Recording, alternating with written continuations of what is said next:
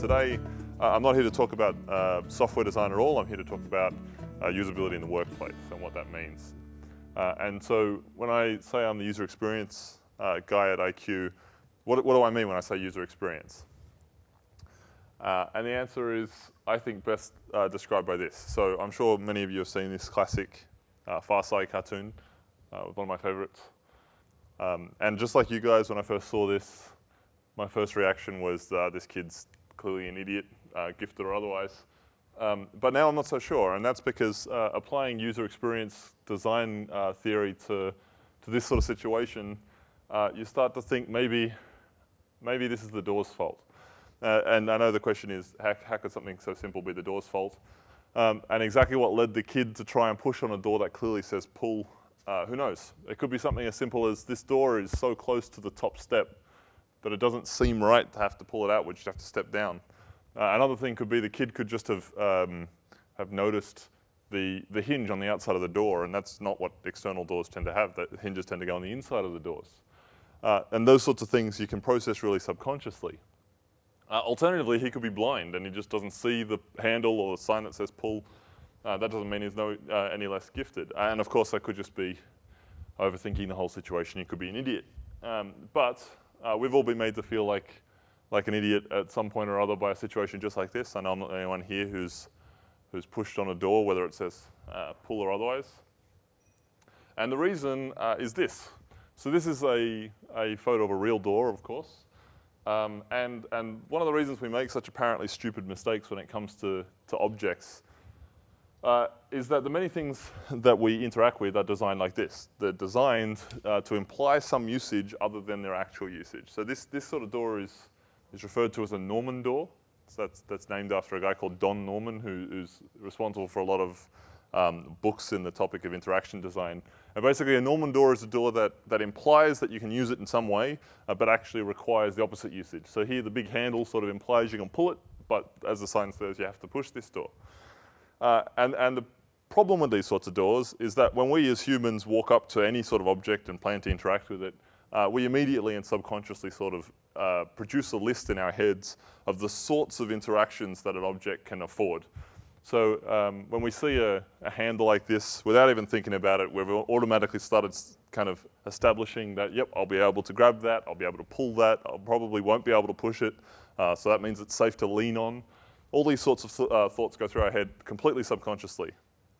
And that list sort of kind of guesses of how we can use something, that's called, in psychology terms, is called affordances. So an object affords some interaction with a user. In this case, it affords pulling, but in actual fact requires pushing. And so when an object seems to afford some usage other than its actually allowable use, we get a situation like this, a Norman door, or the scenario we saw in the Far Side cartoon. And as designers, and these days we're all producers of something, be they doors or signs or PowerPoint presentations, it's our responsibility to understand and align the perceived affordances, the things that the users guess they can use, interact with your object by, with the actual usage. That prevents the user frustration. And it gets really crazy when you get to situations like this. So this is a door that pulls and pushes. It swings both ways. And obviously someone at Burger King thought that was so confusing that they've put a push and a pull sign on the door. This is their way of, I guess, making sure that nobody gets confused. But in actual fact, of course, everybody gets confused because the signs seem to contradict one another. And these sorts of scenarios happen a lot. We tend to accidentally or incorrectly infer that putting more instructions on things makes things easy to use. And in actual fact, it tends to make them harder to use. In these sorts of situations, if there were no signs on the doors, people would operate the doors just fine. But obviously some guy thought this was going to be too complicated, or they'd put the sign up first and had to put the other sign on to let you know you could do it both ways.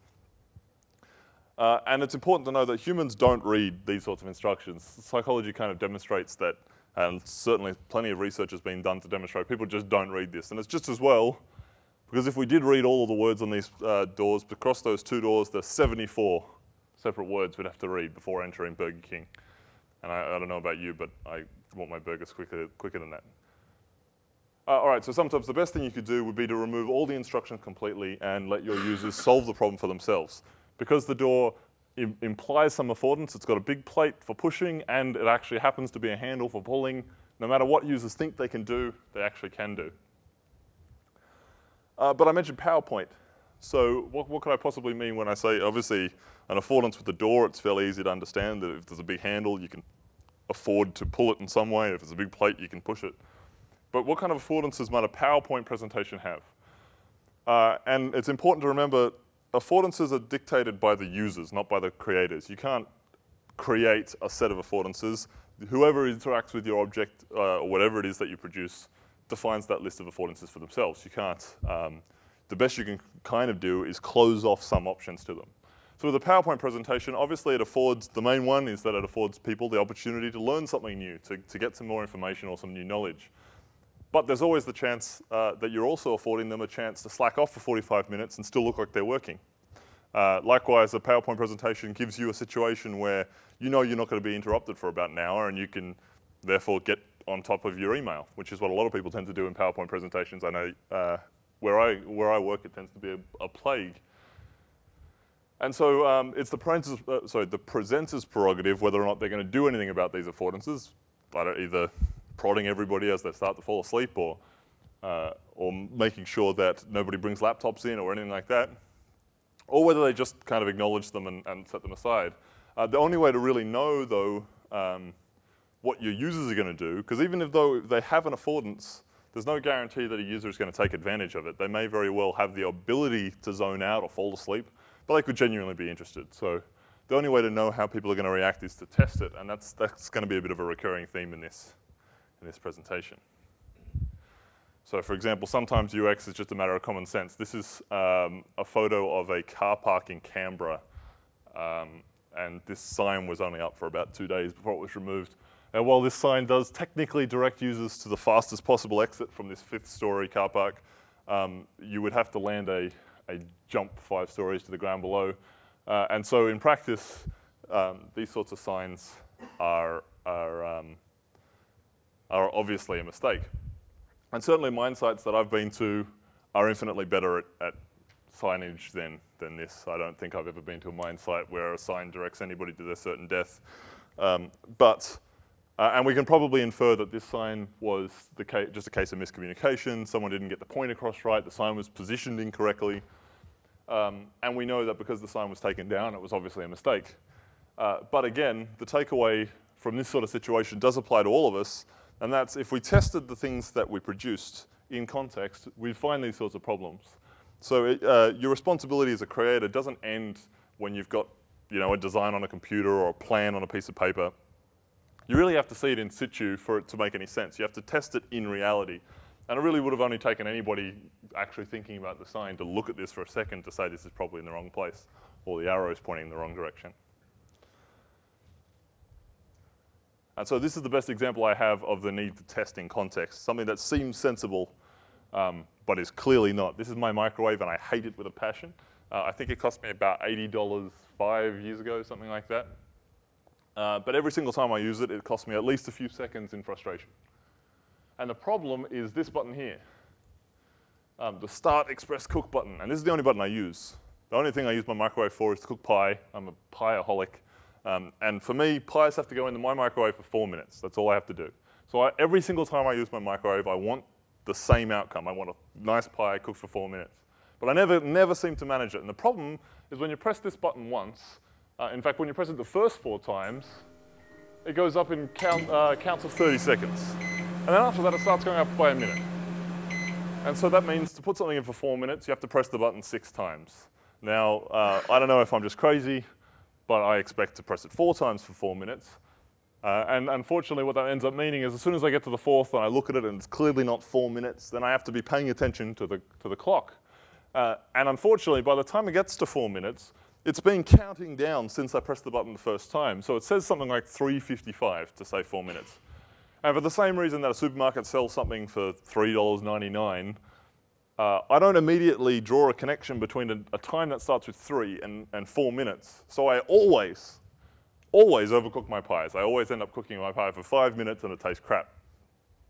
And so this issue could have been easily detected if they'd tested and could be pretty easily solved. So to my mind, this could be solved in one of two ways. Either they could remove the concept of the 30-second increments and just go up by a minute every time, so that it goes up to 4 minutes when you press it 4 times. Or they could just put a delay in so it doesn't start counting down until after you've stopped pressing the button, so that this would have said 400 at the end. But no matter how much I hate my microwave, it can be worse. So this sort of microwave, whoa, give me a second. This sort of microwave drives me mental. And they're all too common these days, these sorts of interfaces. And you'll notice this microwave doesn't have any numbers on it, any ability that I can tell to put something in for 4 minutes. And so what that really means is if you want to cook a pie in this, you're pretty much limited to finding which of these presets maps to about 4 minutes and remembering that. So therefore, to me, this means really only cooking things that have presets. Thankfully, this does have a fairly wide array of presets, including a fairly unconventional one for healthy baby. And I'm not really sure what this button was designed for. I had probably, like you, expected that this was just a mistranslation of the Chinese and haha, very funny. But actually researching it, it implies that even the Chinese text there says healthy little darling, so I have no idea what that button's for. I had wanted to use this to kind of demonstrate how important it was to test whatever you produce, but unfortunately, testing wouldn't have saved this thing. Okay, but I do know what you're thinking, and that's who cares? What does any of this have to do with you? And fair enough, I'm assuming you haven't all come today to discuss doors and microwaves. After all, we're here today to think about mine safety, and assuming you're all cluey enough to avoid putting people through Dukes of Hazzard-style jumps off buildings. Can usability have any impact on our life? Couldn't we be focusing on something slightly more important? And could usability actually save lives? To answer that question, I have a video. So this video is from a TV show you've probably seen called Air Crash Investigations. And this is from an episode from September last year about the flight, Northwest Flight 255. So this was a domestic flight in the US. It crashed shortly after takeoff, killing 156 people. And it turns out, after they'd done the investigation up to this point in the episode, that the fault was that the pilots had skipped a vital pre-flight checklist item. They forgot to check the flaps. And so the question had been, how could you skip something on your pre-flight checklist? This seems fairly important. So I'll run the clip. Jack Drake and his team wanted the US Space Agency to help create checklists that decrease the odds of items being skipped. Asaf Degani was a research scientist working with NASA. After the accident, he took on the project of improving a flight crew's pre-takeoff procedure. We looked for any research that was done on checklists or procedures in general, and in fact, we couldn't find anything. So Degani had to start from scratch. But there are dozens of different checklists to examine. Most of the ones on Flight 255 were printed on a single card. They listed the tasks the crew had to carry out, but didn't give them a way to keep track of what was and what wasn't done. At the time of the Northwest crash, there were several types of mechanical checklists in use. The US Air Force used a scrolling checklist. Once a checklist item is completed, the pilot scrolls to the next one. American Airlines used a system that allowed pilots to cover up completed items with a plastic slide, so only the non-completed items would be displayed. Asaf Degani set out to see firsthand how pilots were using checklists. He wanted to make it less likely for them to make mistakes. He sat in cockpits and observed 42 different crews in action. Degani concluded that many checklists were badly designed. There's a certain flow by which you go about checking things, and the idea is to prevent a case where you're doing one thing here, one thing there. Checklist should have a certain flow, which is a logical flow, and not one which is kind of random. Go, and they're ready, and they're going through there. Degani also found a much more serious problem with checklists. If pilots are interrupted, they sometimes forget where they left off. Transponder checked and on. And there's many cases where people would do A, B, C, D, E, an air traffic call would come, they'd have to respond to it, and that's an interrupt. Northwest 255, now exited Charlie Runway 3 Center. They will go back to the checklist and skip a certain item and continue on the list, assuming that the whole list was done. People were very concerned about that. To ensure no steps are missed, airlines train their pilots to return to the top of a checklist following the interruption and start over. Again, Asaf Degani sees a problem. And we found that if checklists are very, very long and meticulous, that's overburdening the crew, and they sometimes would not want to start again from the beginning. To address the problem, Degani suggests changes across the airline industry. One of our recommendations from the study is to try to take long checklists and chunk them to small pieces so that if an interruption happens, then doing another 4 or 5 items, it's not a big effort as opposed to doing 20. Degani even made recommendations about the typeface that airlines use, so they can be more easily read by pilots. Perhaps the biggest advance to checklists is the move from paper to computers. Since at the time computer technology was coming into the cockpit, it made a lot of sense to think about the electronic checklist. Today, Degani and his team are studying smart checklists that keep track of checked items. They provide pilots with a visual indication of where they are on the list, and in some cases verify that the task has been correctly carried out. Electronic checklist shows you which item was completed and which item was not. Computerized checklists are now slowly making their way into the cockpits of commercial airplanes. They make it far less likely that an accident like Northwest 255 could happen again. All right.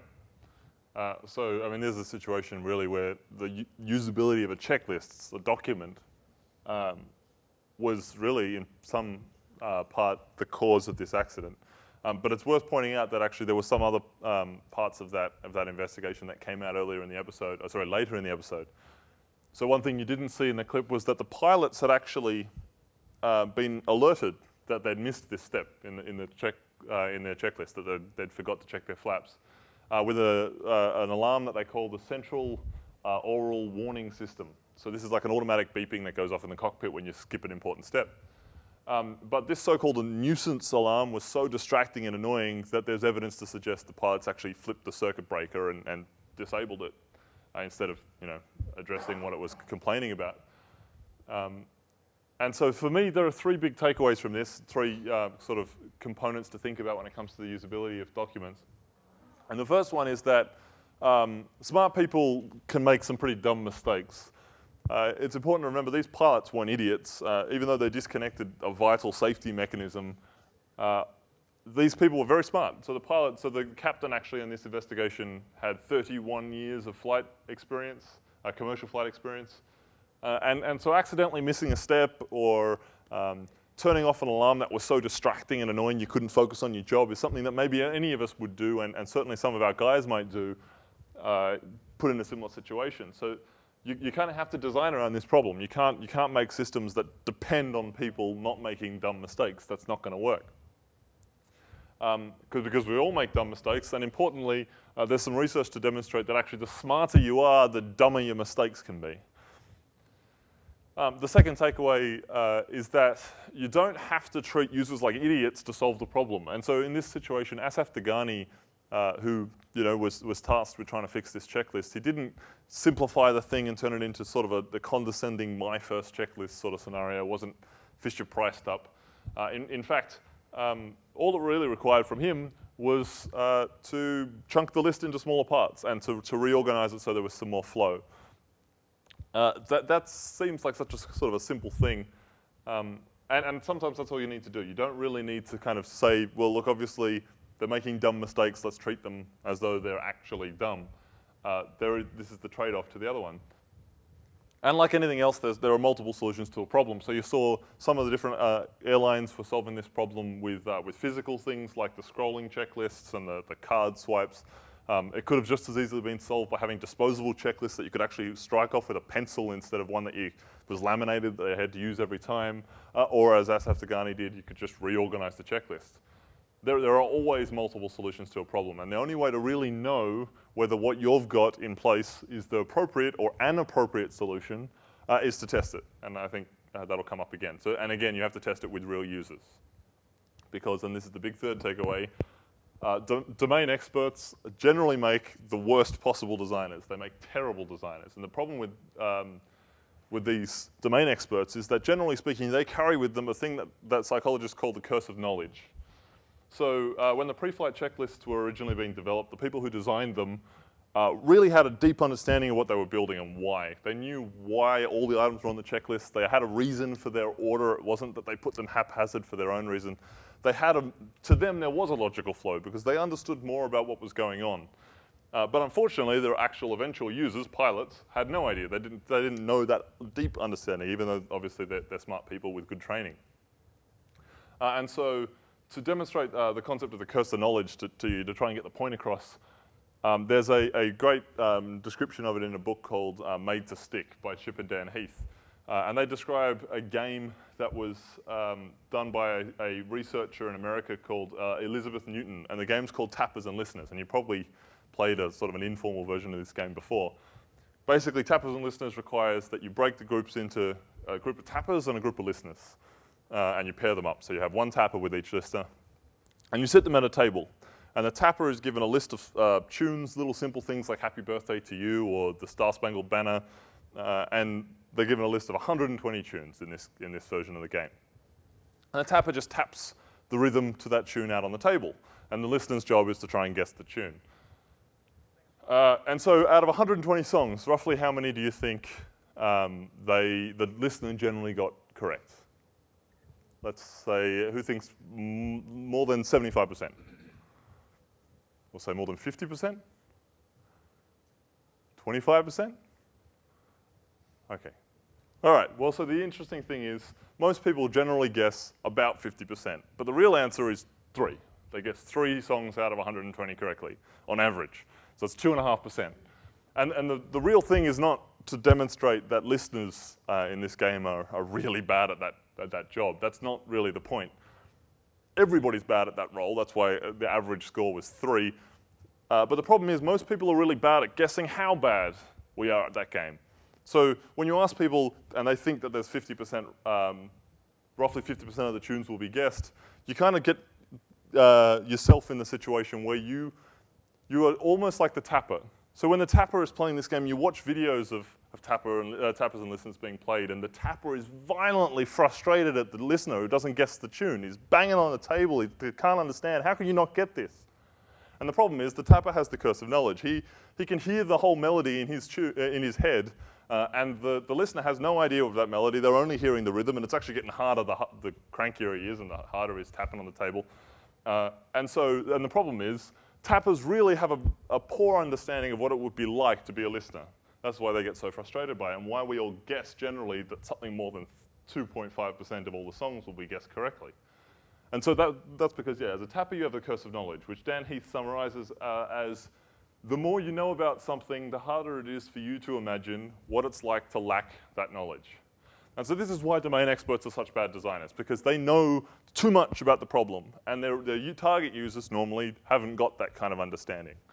So they are ending up building in sort of prerequisite understanding whether they know it or not, and they certainly aren't aware of the sorts of design problems that their systems have. So one kind of material you've probably all generated, or at the very least had a lot of exposure to, is safety signage. So I know at mine sites this is something you see a lot of. And as a layman, I think this is one of the areas of mine safety that I think is in desperate need of some UX design. And the reason for that, to me, is a problem that generally gets called something like sign blindness, which could just be kind of simplified as information overload. And so the best example I have of that is this. So this is Wollongong emergency room. And the reason I know about this problem and why I went to take this photo is because I've been in the emergency room, in the past, and I had the actual problem that I'm going to describe. So between safety messages like exit signs, promotional material, things like informational messages like what you're allowed to do, don't forget to wash your hands, you're not allowed beyond this point. There's so much signage in this room that the wayfinding signage gets completely lost. You can't find what you're looking for. So much so that, and I'm sure that the nurses in the emergency room are completely aware of it, because there are no less than 7 individual signs directing you to the triage desk. And they're all of a different style and a different font and in different places. And it's pretty obvious that they've all been added slowly, one by one, to try and solve this problem of you put one poster up and then you have to put a triage sign up next to it so that the poster doesn't distract people from their real intent. And this is the real problem, because the triage desk is the most important place in the whole emergency room. It's the first place everybody needs to go. So, so this is a real issue. And so the problem is, and the reason why we call this sign blindness, is because humans, it turns out, have got this really amazing sense of what's important to them and what's not. So humans can legitimately, and there's a lot of gaze tracking studies and psychology reports and things like that that start demonstrating that actually, in a situation like this, we all automatically filter out the stuff we don't care about, which pretty much means anything that looks like an ad. So all of these things start looking like an ad until eventually everything on the wall starts looking like an ad, and we just filter it all out.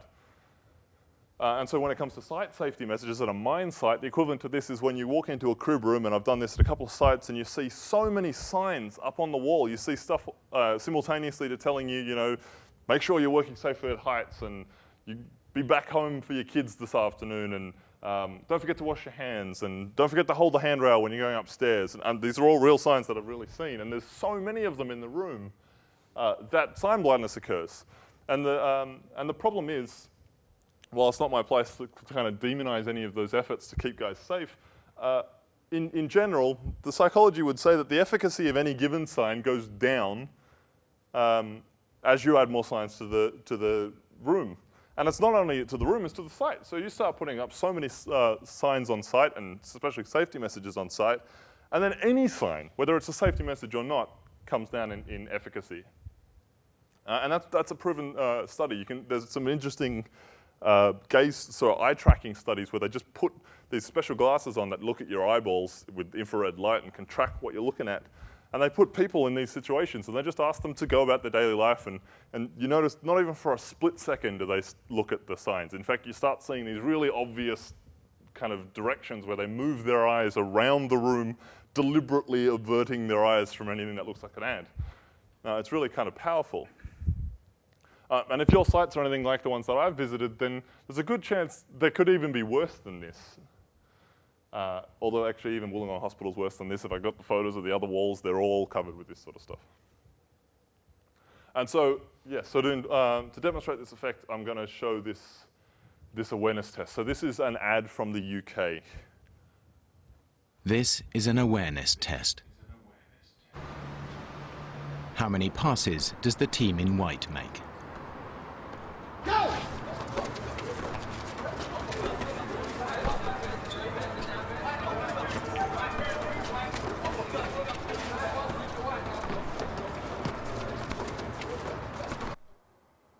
The answer is 13.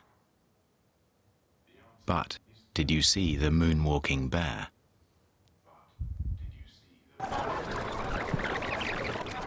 Go!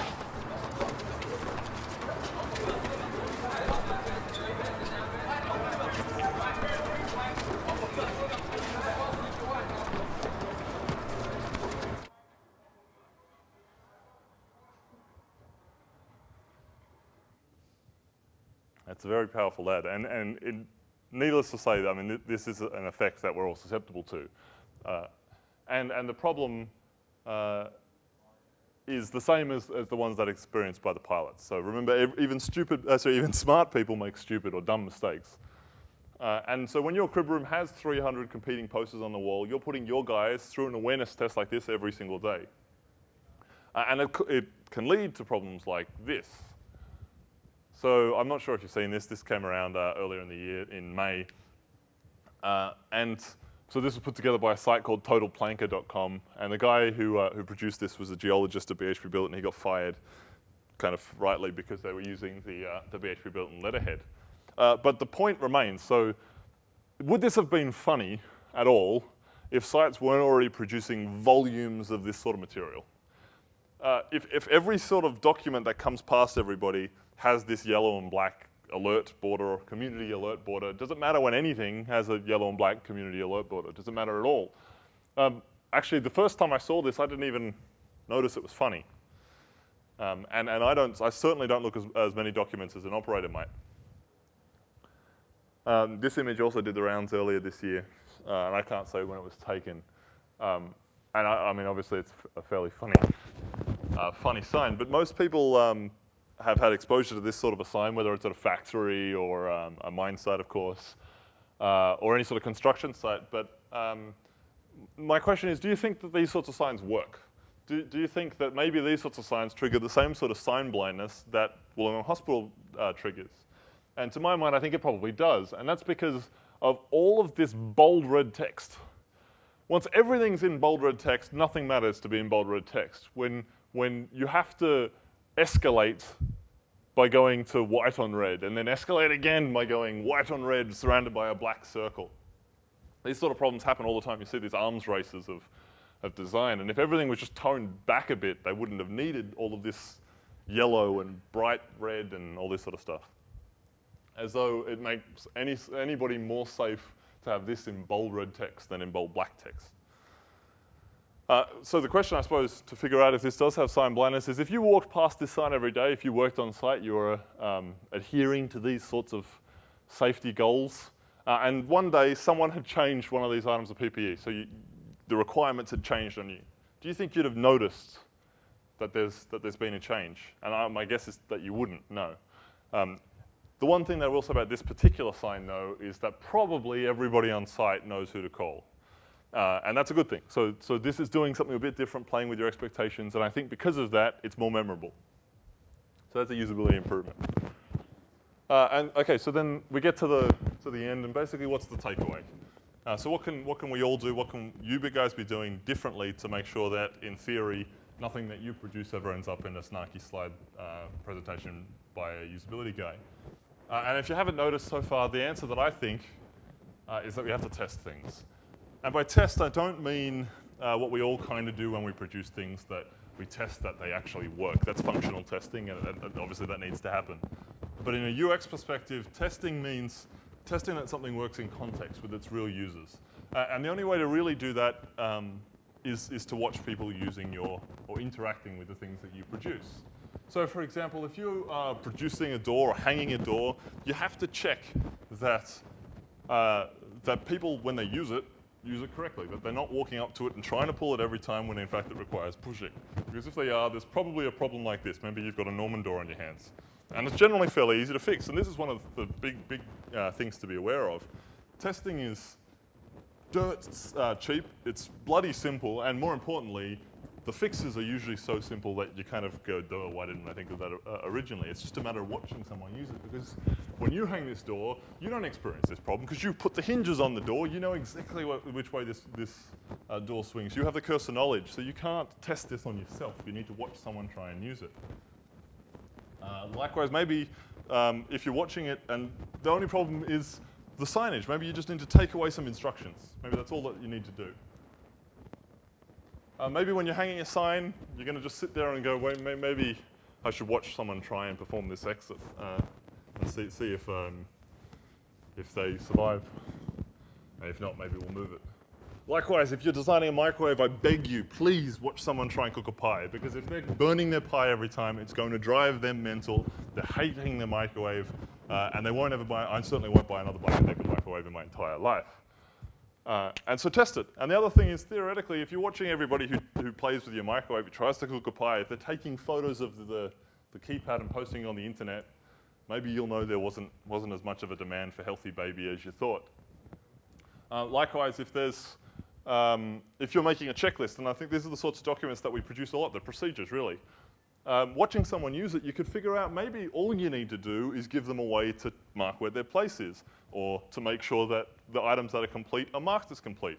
And of course, there's no one-size-fits-all solution to this here. Really, it's a matter of watching someone do it and then thinking up solutions. But the solutions are generally fairly simple, as I said. You don't have to treat people like idiots to solve the problem or to simplify the system, because simplification is really not the answer. If you're designing a crib room, and I don't think anybody sits there and thinks of themselves as crib room designers, but if you're responsible for putting up posters on site. You need to think about what the poster is there to achieve. Because if the poster is, in theory, there to try and get people to work safer, it's not enough to just put it in the room and kind of dust your hands and treat yourself to a beer. You've got to test that it's actually working, that the message is getting through. Because it's not enough to kind of to look like you're doing, like you care about mine safety or employee safety. You really have to kind of demonstrate that you do. And so this isn't as hard a problem as it seems. Really, to test a thing like a poster, normally what we would do is you'd grab a random group of people at shift change, let's say 5 or 10 people, and you'd ask them a question that would demonstrate the before. So if you're putting up a sign about workplace safety, working at heights, you might ask 5 guys, you know, do you actually think about working at heights? Or how often do you think about it? Or some sort of question that will extract from these people the before state. And this is the state you're trying to change. And then once you've put you print one prototype poster out, you put it up where you think it's going to go. And then after a week or a month or however long you think it needs to be up there for, you ask another random sampling of people the same question and you see if the answer has changed. Because if it hasn't, your sign's done nothing and you can save yourself the ink of printing 50 of these things and putting them up all over site because they're not working. Or maybe you need to test them in more situations or whatever it might be. But it's not enough to just put it up and cross your fingers and hope that you're finished. Likewise, if you're putting a sign out the front, you need to think about what you're doing about sign blindness. Are you causing a problem that wasn't there before by kind of surrounding people with so many different worries? If this sign didn't say on it the no alcohol permitted on site, do you think there's going to be guys who are going to go, woohoo, I'm allowed to have alcohol on site? I'm guessing not, because they've all been through site induction. It says so on the damn sign that everybody needs to go through a site induction, and the site induction tells you you can't bring alcohol on site. So then the question is, adding this paragraph of red text to the sign, has that helped anybody, or is it just wanking? And because that's often the problem. But again, testing is not enough. There is a step 2, and the step 2 is, I would think, generally fairly easy once you've done step 1, and that's once you've identified problems, you have to be willing to fix it. And sometimes this is the problem. Often testing is pushed right to the end of the project and just make sure that all the things that we know are correct are still correct and those sorts of things. You have to actually dedicate some time to fixing the problems. Thankfully, though, you should, if you've done the testing correctly or you've reported on the testing correctly, you should actually have enough evidence to justify the need for budget to fix things because you'll have been able to demonstrate it. And that's it.